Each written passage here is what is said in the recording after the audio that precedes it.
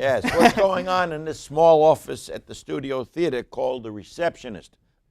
There's a nice middle-aged receptionist named Beverly who spends most of her time answering the phone and forwarding and rings all the time.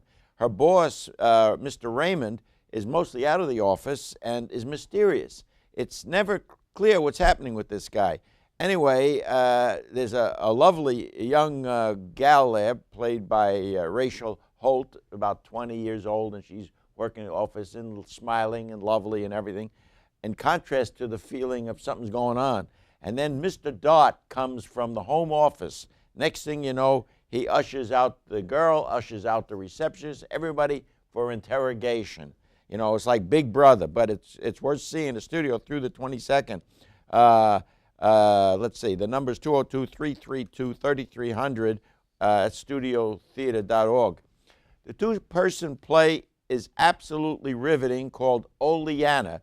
It's a David Mamet piece about an activist female student, played by Christine Lang, who meets with her professor, Jay Tilley, in his office in what appears to be a harmless and above-board confrontation there.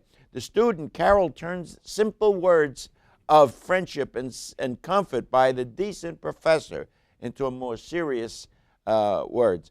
I've seen this play before. I never get used to this total vulnerability of the male teacher. He cannot win in the hands of the PC world we live in today. How do you defend yourself against a female with a mission?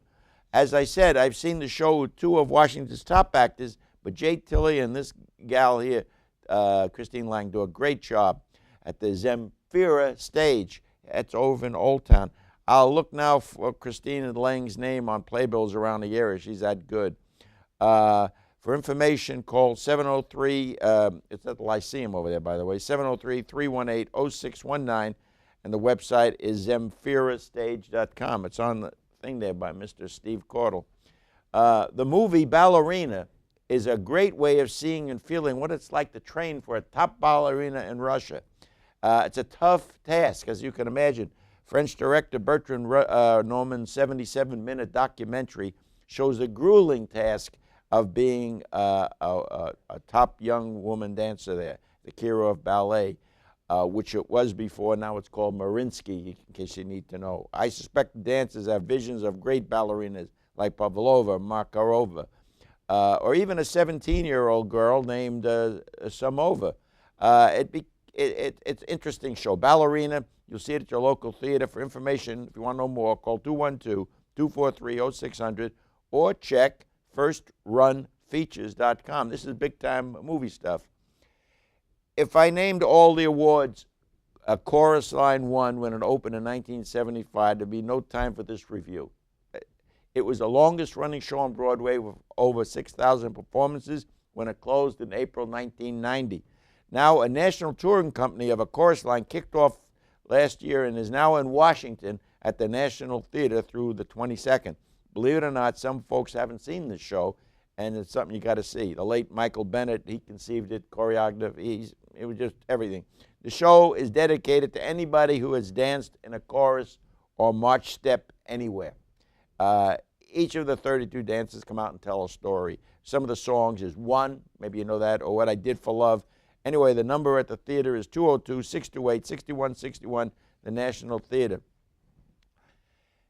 Hey, the scary Forum Theater production of Jose Rivera's Marisol is set in New York City.